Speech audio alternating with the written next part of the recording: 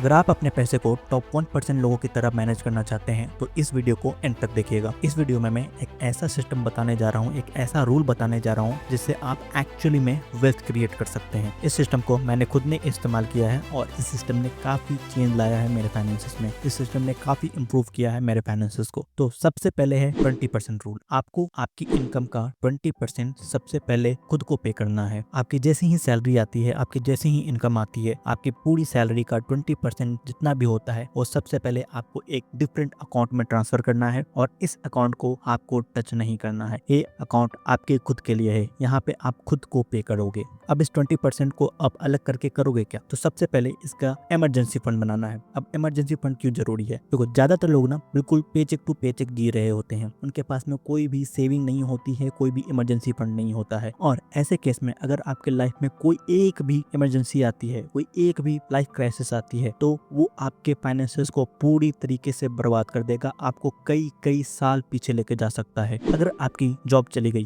अगर आपके फैमिली में कोई भी हेल्थ क्राइसिस आया या फिर किसी भी और तरीके की इमरजेंसी आती है, तो इमरजेंसी फंड काफी ज्यादा हेल्पफुल होने वाला है। इमरजेंसी फंड के बिना किसी भी लाइफ क्राइसिस के समय पे, किसी भी इमरजेंसी के समय पे आपको लोन लेना पड़ सकता है या फिर आपको आपकी इन्वेस्टमेंट बेचनी पड़ सकती है, जो कि आपके फाइनेंसेस को काफी ज्यादा पीछे लेके जा सकता है। इसलिए इमरजेंसी फंड काफी ज्यादा जरूरी है। अब इमरजेंसी फंड कितना होना चाहिए? इमरजेंसी फंड कम से कम इतना होना चाहिए कि वो आपके 3 से 6 महीने के एक्सपेंसेस को कवर कर सके। 3 से 6 महीने के एक्सपेंसेस आपको बैठ करके कैलकुलेट करना पड़ेगा कि आपकी एक्चुअली में मंथली एक्सपेंस है कितनी। लेट्स सपोज आप बैठते हो और आप आपके जितने भी एसेंशियल खर्चे हैं, आपका रेंट, आपका ट्रांसपोर्टेशन, आपके फूड, क्लोथिंग, बिल्स, इन सब को ऐड करके आपको पता चलता है कि मेरा जो मंथली एक्सपेंस है वो है 15,000 रुपए। तो 3 मंथ का एक्सपेंस हो जाएगा 45,000 और 6 मंथ का एक्सपेंस हो जाएगा 90,000। तो अगर आपकी मंथली एक्सपेंस 15,000 है तो 6 मंथ की एक्सपेंस 90,000 आपका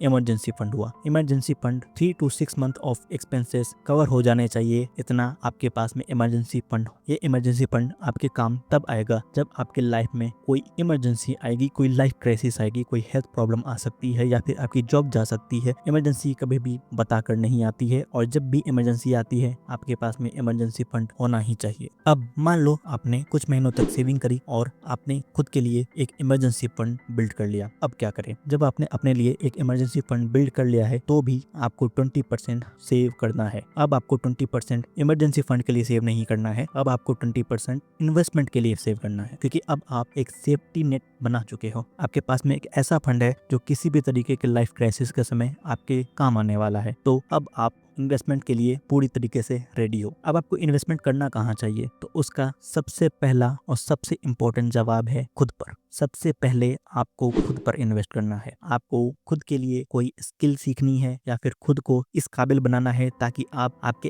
एक्टिव इनकम को इंक्रीज कर सको, क्योंकि खुद पर इन्वेस्टमेंट सबसे ज्यादा रिटर्न देता है। सेकंड नंबर पे आता है इंडेक्स फंड या फिर म्यूचुअल फंड। इंडेक्स फंड या फिर म्यूचुअल फंड काफी सेफ इन्वेस्टमेंट माने जाते हैं। ये ऐसे इन्वेस्टमेंट्स होते हैं जिनमें आपको आपका खुद का बहुत ज्यादा टाइम नहीं लगाना पड़ता है, खुद का दिमाग नहीं लगाना पड़ता है। आप अपने पैसे को किसी इंडेक्स फंड में डालते हो, कोई म्यूचुअल फंड में डालते हो और उस फंड का जो मैनेजर है वो आपके पैसे को मैनेज करता है आपके बिहाफ पे। थर्ड है रियल एस्टेट। अगर आपके पास में अच्छी खासी सेविंग ऑलरेडी है तो आप रियल एस्टेट में भी इन्वेस्ट कर सकते हो, लेकिन रियल एस्टेट में इन्वेस्टमेंट के लिए काफी ज्यादा पैसों की रिक्वायरमेंट होती है। चौथा है इंडिविजुअल स्टॉक। आप खुद से स्टॉक एनालिसिस करके, आप खुद से फंडामेंटल एनालिसिस करके, रिसर्च करके कुछ स्टॉक पिकअप कर सकते हो जिनमें आप इन्वेस्ट कर सकते हो। लेकिन अगेन ये काफी ज्यादा हाई स्किल काम है। आपको फंडामेंटल एनालिसिस अच्छे से आना चाहिए, आपको स्टॉक एनालिसिस अच्छे से आना चाहिए। अगर आपको स्टॉक एनालिसिस अच्छे से आता है तो आप इंडिविजुअल स्टॉक में भी इन्वेस्ट कर सकते हो। आखिरी जो आता है वो है अल्टरनेटिव इन्वेस्टमेंट। अब अल्टरनेटिव इन्वेस्टमेंट्स क्या होते हैं? अल्टरनेटिव इन्वेस्टमेंट कुछ काफी तरीके के हो सकते हैं। फॉर एग्जांपल ट्रेडिंग, आप स्टॉक ट्रेडिंग कर सकते हो, आप ऑप्शन ट्रेडिंग कर सकते हो। लेकिन अगेन ये जो अल्टरनेटिव इन्वेस्टमेंट होते हैं वो काफी ज्यादा रिस्की होते हैं। इसमें आपके पैसे लूज होने के चांसेस काफी ज्यादा होते हैं और ये काफी ज्यादा हाई स्किल काम है। आपको काफी ज्यादा स्किल्ड होना पड़ेगा अगर आप ट्रेडिंग करना चाहते हो।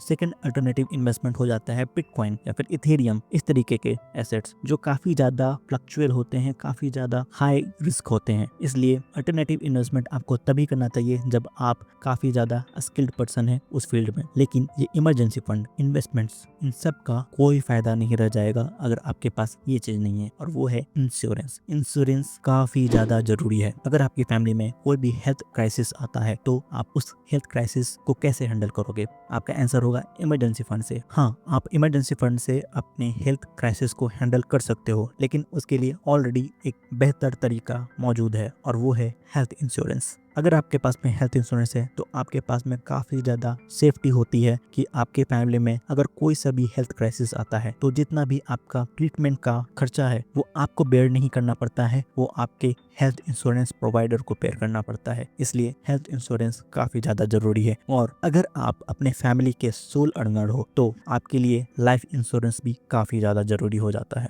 अब इन सब के बाद सेकेंड रूल आता है 60% रूल, यानी कि आपकी जितनी भी बेसिक नीड है वो आपको मेंटेन करना है 60% में। आपकी इनकम का जितना भी 60% हिस्सा होता है उस हिस्से से आपको आपकी सारी बेसिक नीड कवर करनी है। बेसिक नीड होती क्या है वैसे? बेसिक नीड में आता है आपका रेंट, या फिर आपके होम लोन की EMI, आपका ट्रांसपोर्टेशन का खर्चा, चाहे वो पब्लिक ट्रांसपोर्टेशन हो या फिर आपका पर्सनल व्हीकल हो, आपके फूड का खर्चा, आपकी क्लोथिंग का खर्चा, या फिर किसी भी तरीके का बिल्स, आपकी इलेक्ट्रिसिटी बिल, आपका इंटरनेट बिल, ये सब कुछ आपके बेसिक नीड्स में आता है और आपको आपकी सारी बेसिक नीड 60% में कवर करनी होती है। और उसके बाद में एंड में आता है 20% रूल, यानी कि ये जो आखिरी 20% आपके पास में बचा है वो आपके फन के लिए है। इस 20% को आप जैसे चाहे वैसे खर्च कर सकते हो। अगर आपका मन है रेस्टोरेंट में जाकर के खाना खाने का, आप खा सकते हो। अगर आपका मन है किसी वेकेशन पे जाने का, किसी ट्रिप पे जाने का, आप जा सकते हो। अगर आपका मन है किसी तरीके के गैजेट्स खरीदने का, कोई नया मोबाइल फोन खरीदने का, कोई नया लैपटॉप खरीदने का, या फिर किसी भी तरीके की लग्जरी खरीदने का, वो आप इस 20% में कर सकते हो। ये 20% एक तरीके से चीट मील की तरह है जो आप इंजॉय कर सकते हो ताकि आपके बाकी के फाइनेंसेस अच्छे से